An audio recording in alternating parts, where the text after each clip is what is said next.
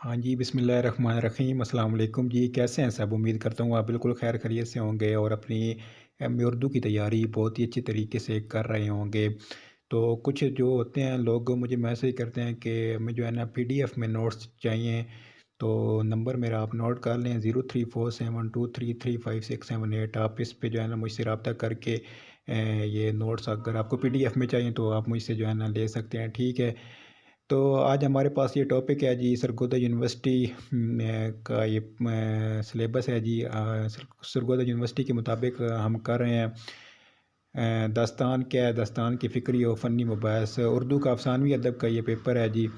तो आज हम इस टॉपिक पे बारे में बात करेंगे। तो वीडियो को शुरू करने से पहले आप सबसे रिक्वेस्ट है मेरे चैनल को ज़रूर सब्सक्राइब कर दिया करें, और जो आपके दोस्त हैं जो एम ए उर्दू की तैयारी कर रहे हैं और उनको कोई जो है ना अच्छा तरीके से गाइड करने वाला कोई नहीं होता, तो मेहरबानी फरमा के उनके साथ भी शेयर कर लिए करें। क्योंकि आपको पता है कि इल्म अगर किसी के साथ बांटा जाए तो वही बढ़ता है। मेरी भी यही कोशिश होती है इस वीडियो के ज़रिए कि आप लोगों तक जो है ना आसान से आसान नोट्स तक आप तक पहुंचाऊं, ताकि जो है ना जो प्राइवेट हमारे जो बहन भाई तैयारी कर रहे होते हैं उनके लिए जो है ना अच्छी रहनुमाई हो सके। तो काइंडली जो है ना अगर आप ख़ुद देखें वीडियो तो आपके जो दोस्त हैं और आपके कोई रिश्तेदार अगर में उर्दू कर रहे हैं तो काइंडली जो है ना मेहरबानी फरमा के उनके साथ भी वीडियो को शेयर कर दिया करें। आज हमारा टॉपिक है जी दास्तान क्या है, दास्तान की फ़िक्री और फ़नी मुबाहिस बयान करें। उर्दू का अफ़सानवी अदब का ये पेपर है जी, पार्ट 1 सरगोदा यूनिवर्सिटी का। आज हम दास्तान के बारे में पढ़ेंगे। दास्तान दास्तान अफ़सानवी अदब की एक कदीम तरीन सिनफ़ है। दास्तान की रवायत छोटी छोटी हकायतों और रवायतों से जुड़ी हुई होती है। दास्तान की तारीफ़ कहानी की तवील और पेचीदा सिनफ़ को दास्तान कहा जाता है, यानी कहानी किस्सा दर किस्सा होकर दास्तान बनती है। दरअसल बुनियादी तौर पर दास्तान सुनने और सुनाने का फ़न है, यानी बयाना फ़न है। दास्तानें तहरीरी शक्ल में आने से पहले सुनाई जाती थीं। दास्तान का मौज़ू दास्तान के मौज़ूआत महदूद होते हैं और सभी दास्तानों में बज़्म रज़म और इश्क ही मौज़ू होता है। ये हमेशा किसी शहज़ादे और शहज़ादी की इश्क से शुरू होते हैं और दरमियान में ज़िमनी किस्से जुड़े रहते हैं। मज़ीद दास्तान का हीरो कोई शहज़ादा और हीरोइन कोई शहज़ादी होती है और तमाम दास्तानों में एक जैसी कहानी होती है जिसे दोहराया जाता है। बस ये दास्तान गो कि वक्त मुतख़य्यला पर मुनहसर है कि वो कहानी को कितना मुतनव्वि बनाता है और इसमें कितनी जिद्दत पैदा करता है। दास्तान गो जागीरदाराना निज़ाम की पैदावार भी कहा जाता है। दास्तान का आगे फ़न है जी। उर्दू की नसरी दास्तान के मुसन्निफ़ प्रोफ़ेसर ज्ञानचंद ने लिखा है कि चैम्बर्स ऑफ इंडिया के एक मज़मून निगार के मुताबिक किस्से वही हैं ज़्यादा तरक्की करते हैं जहाँ लोग ज़्यादा काबिल होते हैं। 19वीं सदी के दिल्ली और लखनऊ लखनऊ में कायली का क़यात ना था। इस वक़्त तक किस्से की कोख से कायनात जन्म ले चुकी थी और इसकी हैसियत शुजाई रोमान की थी और इसमें वाक़ई अफ़यून की तरंग पोशीदा थी। बादशाह, शहज़ादे, वज़ीर, अमीर, नवाब, सल्तनत के अहदेदार सभी दास्तान की ज़ुल्फ़ गर गर थे। सबको दास्तान सुनना पसंद थी। अर्ज़ हकीकत की दुनिया से फ़रार के बाद दास्तान एक अच्छी जाए पनाह थी। चुनांचे दास्तान तरक्की करती रही और बाकायदा फ़न की हैसियत इख्तियार कर ली।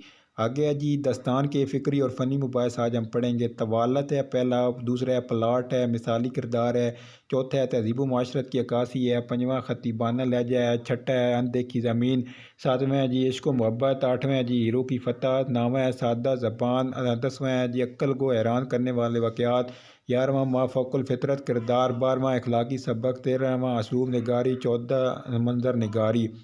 पहला आज हम पहला पॉइंट है जी तवालत। दास्तान तवील होनी चाहिए। तवालत दास्तान की अवलीन शर्त है, क्योंकि किसी की ज़रूरत वक्त गुजारी के लिए थी और ख़ाली वक्त बेहिसाब था। दास्तानें पढ़ी नहीं सुनी जाती थीं। रात के वक्त बादशाह और अमीर अपनी ख्वाबगाहों में और आम लोग चौक चौराहे पर या किसी मकान में देर रात तक दास्तान सुनने और सामीन के सोने तक दास्तान गो का सिलसिला बयान जारी रहता। अगली रात फिर वहीं से किसी की डोर पकड़ ली जाती थी जहाँ से पिछली शब टूटी थी। इसलिए ज़रूरी हुआ कि दास्तान तौलानी है, यानी वो तवील होती थी। इसलिए साने पे इस्तेमाल किया जाता था कि कहानी में कहानी जोड़ दी जाती थी। इस सिलसिले में 1001 रातों का अफसाना मशहूर है, यानी अलिफ लैला। अलिफ लैला जो है ना वो 1001 रातों पर एक पूरी जो है ना एक दास्तान है। مشہور ہے کہ کسی بادشاہ نے یہ شرط رکھی تھی کہ اس لڑکی سے شادی کروں گا جو کبھی نہ ختم ہونے والا قصہ سنائے، جس رات قصہ ختم ہو اس رات اس کا کام تمام میں کر دوں گا۔ لیکن اس کی داستان 1001 رات تک چلتی رہی تھی اور یوں اس کی جان بچی تھی۔ یعنی یہ جو بات کر رہے ہیں نا وہ الف لیلہ کی تھی، یعنی وہ ایک لڑکی تھی، وہ بادشاہ کو جو ہے 1000 راتوں تک جو ہے نا وہ ایک کہانی سناتی رہی تھی اور وہ کبھی ختم نہیں ہوتی۔ پلاٹ کی دو قسمیں ہیں، ایک سادہ پلاٹ ہوتا ہے جی اور دوسرا پیچیدہ پلاٹ ہوتا ہے۔ سادہ پلاٹ کون سا ہوتا ہے جی؟ جس پلاٹ میں ابتدا ہو، درمیان ہو، پھر اختتام ہو۔ پیچیدہ پلاٹ جس پلاٹ کا ابتدا اور اختتام تو ہوتا ہے لیکن درمیان میں کہانی ادھر ادھر یہاں وہاں بھٹکتی رہتی ہے۔ سادہ پلاٹ کی کہانی کی مثال ملا وجی کی سب رس اور رجب علی بے کی فسانہ عجائب ہے۔ پیچیدہ پلاٹ کی کہانی کی مثال داستان امیر حمزہ اور میر تقی خیال کی بستان خیال ہے۔ داستان میں اس کا تصور ممکن نہیں ہے، جبکہ قصے کو بیجا حد تک طول دیا جاتا ہے اور نل میں نل کی طرح قصے میں قصے کو جوڑ کر اسے شیطان کی آنت بنایا جاتا ہے۔ پلاٹ کو ناول کے ساتھ وجود میں آیا۔ داستان سے پلاٹ کا مطالعہ نہیں کیا جا سکتا۔ داستان کا کوئی مربوط اور مسلسل پلاٹ نہیں ہوتا۔ مربوط کے معنی ہے کہ گرد اور مسلسل کا مطلب لگاتار ہوتا ہے۔ داستان کا کوئی مخصوص پلاٹ نہیں ہوتا جس پر لگاتار آج تک داستانیں لکھی جاتی رہیں، بلکہ داستان لکھنے والے کو کھلی پوری آزادی ہوتی ہے کہ وہ تخیل سے داستان کوئی بھی رنگ دے سکتا ہے۔ آگے یہ جو ہے نا یہ آپ نے آگے چھوڑ دینا، ٹھیک ہے؟ یہ جو کراس لگا ہوا ہے نا اس کو آپ نے رہنے دینا، ٹھیک ہے؟ آگے پڑھتے ہیں جی۔ داستان کا مضمون پرکشش ہونا چاہیے، یہی وجہ ہے کہ لکھنؤ اور دلی دونوں جگہ کے داستان نگاروں نے اس نقطے کو ملحوظ رکھتے ہوئے اسلوب نگاری کو پرکشش بنانے کے لیے بھرپور کوشش کی۔ لکھنؤ میں خوشی کے جذبات ملتے ہیں اور دلی میں ہم کا جو ہے نا اظہار ملتا ہے۔ آگے جی تیسرا پوائنٹ، مافوق الفطرت کردار۔ اس میں وہ کردار پائے جاتے ہیں جو فطرت سے بالا تر ہوتے ہیں۔ ہمارا انہی سے بالکل بلکہ تمام قدیم عالمی ادب ہیومر کی ایلیڈ اور اوڈیسی، فوسٹ کی ڈوائن کامیڈی، شیکسپیئر کے ڈرامے، ملٹن کے فردوس گمشدہ، مردوسی کا شاہنامہ، کافی داس کے ڈرامے، رامائن، مہابھارت، فوق فطری عناصر اس پر ہیں۔ اور یہی زمانے کی ریت رہی ہے، جیسے دیو، پری، طلسمی محلات وغیرہ، یعنی مافوق الفطرت جو کردار ہوتے ہیں نا ان کو، جیسے وہ دیو، پری، یہ اس کے جو کردار ہوتے ہیں نا یہ مافوق الفطرت کردار کہلاتے ہیں۔ کردار نگاری جی، اس میں مثالی کردار، اس کا تصور داستان کے زمانے میں آج سے مختلف تھا۔ آج وہ کردار پسند کیے جاتے ہیں جو ہر پہلو سے حقیقی زندگی کے کردار نظر آئیں۔ ان میں وہ خوبیاں اور عیب پائے جاتے ہیں جو سچ مچ کے انسانوں میں ہوتے ہیں، مگر اس طرح کے کردار کا داستانوں کے لیے موضوع نہیں تھے، اور ایسے کردار موضوع تھے جنہیں دیکھ کر خوف زدہ ہو جائے اور کارنامے سن کر حیرت میں پڑ جائے۔ ہماری داستانیں بھی بہت کثرت سے اونچے طبقے کے لوگ یعنی شہزادے اور امیر زادے پیش کیے جاتے ہیں۔ باخو بہار میں ایک سوداگر شہزادے کا قصہ ہے۔ باقی تمام داستانوں میں بادشاہوں اور شہزادوں کا ذکر ہے۔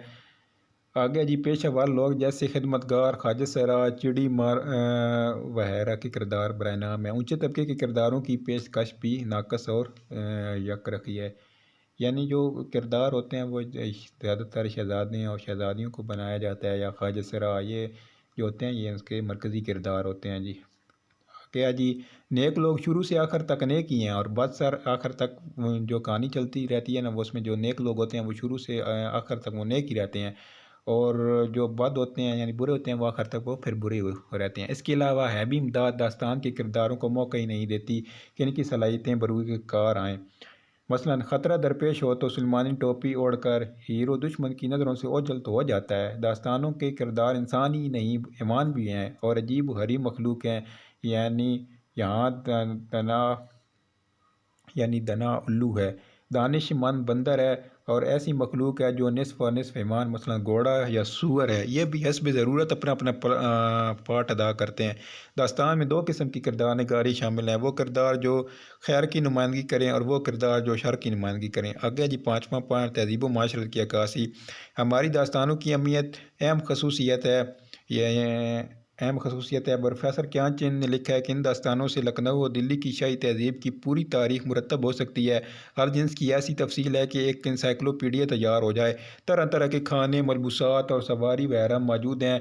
داستان امیر حمزہ کے بارے میں درست ہی کہا گیا ہے کہ اسے سحری اور عیاری خارج کر دیجیے تو صرف لکھنؤ کی معاشرت بچے گی۔ باخو بہار میں آخری مغل تاجداروں کی شان و شوکت جلوہ گر ہے۔ فسانہ عجائب میں اس حد کا لکھنؤ سر نو زندہ ہو گیا ہے۔ عرض ہماری داستانیں اور اس کسی کام کی نہ صحیح مگر ہماری معاشرت کی تاریخ ان ضخیم جلدوں میں محفوظ ہے۔ چھٹا پوائنٹ ہے جی منظر نگاری۔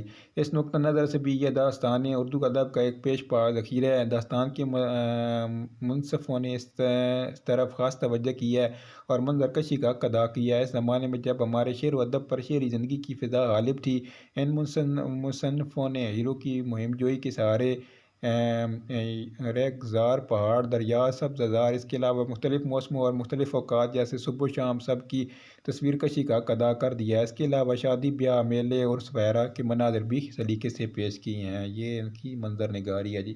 آگے جی سادہ بیان۔ داستان جو ہوتی ہے وہ سننے سنانے کا فن ہوتا ہے، اس لیے کوئی چیز سنانے کے لیے لکھی جائے تو اس کا طرز بیان الگ ہوتا ہے۔ یہاں ضرورت ہوتی ہے ایسے جملوں کی جنہیں داستان کو مناسب اتار چڑھاؤ کے ساتھ پیش کرے اور دال پائے۔ مترادفات کی بھی یہاں ضرورت ہوتی ہے۔ الفاظ بھی ایسے ہونے چاہیے جو سنانے والوں کی زبان سے ادا ہوں تو ایک سماع بن جائے، اور داستانوں میں اس کا اہتمام کیا گیا۔ اسلوب نگاری۔ زبان و بیان کے اعتبار سے داستانوں کے دو اسالیب ملتے ہیں، سادہ با محاور، رنگین مسجع۔ فارسی میں پہلے کی سب سے واضح مثال باہو بہار ہے اور دوسری کی فسانہ عجائب۔ دونوں انداز کے مصنفوں نے اپنے اپنے اسلوب میں کمال فن کا مظاہرہ کیا ہے اور اردو نثر کے فروغ میں ناقابل فراموش کارنامے انجام دیے ہیں۔ داستانوں میں دو اقسام کے اسلوب اختیار کیے گئے ہیں، پرتکلف اور پرشکوہ انداز بیان جیسے نو طرز مرصع اور فسانہ عجائب میں ہیں، سلیس اور سادہ انداز بیان جیسے باہو بہار اور قصہ مہر افروز و دیر میں ہے۔ خطیبانہ جو لہجہ ہے جی داستان کا۔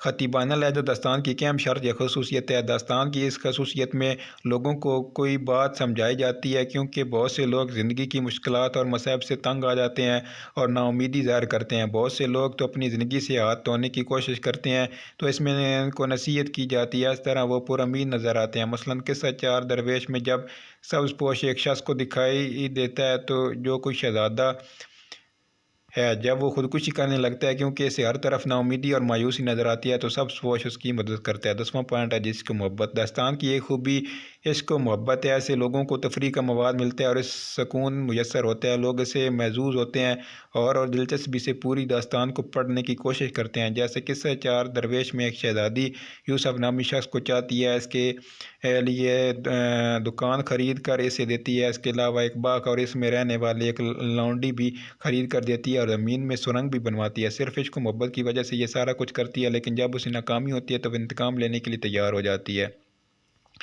11واں پوائنٹ ہے جی محیر العقول واقعات۔ یہ ایسے جو واقعات ہوتے ہیں جی محیر العقول واقعات وہ ہوتے ہیں جو عقل کو حیران کر دینے والے ہوتے ہیں۔ یہ واقعات انسان میں تجسس پیدا کرتے ہیں، یہ واقعات عقل کو دنگ کر دیتے ہیں۔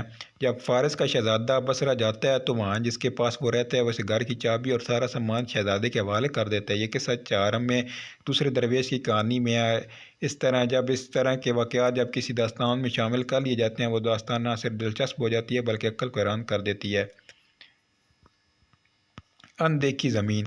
12واں پوائنٹ۔ داستان کی ایک صفت اندیکھی زمین بھی ہے، اور یہ وہ زمین ہے جو نہ دیکھی جائے۔ اس میں اکثر شہزادے اور شہزادیاں کی کہانی ہے جی۔ قصہ چار درویش میں جب یمن کے سوداگر کا بیٹا یوسف کے یہاں ٹھہرتا ہے تو وہ خوبصورت محل اور شراب دیکھتا ہے اور مختلف رنگینیوں کو بھی دیکھتا ہے۔ اس طرح وہ اندیکھی زمین دیکھتا ہے۔ ہیرو کی فتح۔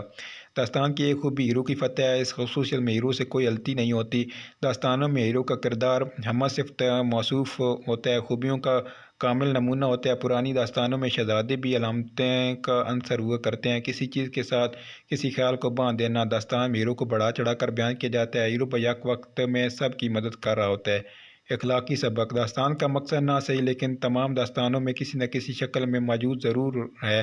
ہر جگہ حق کی فتح اور باطل کو شکست ہوتی ہے، اور اس میں نیکی کی ترغیب پوشیدہ ہوتی ہے، اور اس میں داستان کا انجام اچھوں کی کامیابی پر ہوتا ہے۔ خاتمہ بالخیر اس کو کہتے ہیں۔ آخر میں اکثر دعا کی جاتی ہے کہ جس طرح ان کے دن پھریں اسی طرح ہمارے تمہارے دن پھریں گے۔ اس میں یہ اشارہ پنہاں ہے کہ تم بھی ان کی نیکیاں کرو تاکہ ایسے انعام پاؤ۔ تو یہ تھا جی آج میرا داستان کا ٹاپک۔ پھر انشاءاللہ جو ہے نا آگے داستان کی روایت والا وہ انشاءاللہ جو ہے نا نیکسٹ ویڈیو میں آپ کے ساتھ ڈسکس کروں گا۔ تو کائنڈلی جو ہے نا پلیز مہربانی ہوگی آپ کی میرے چینل کو ضرور سبسکرائب کریں۔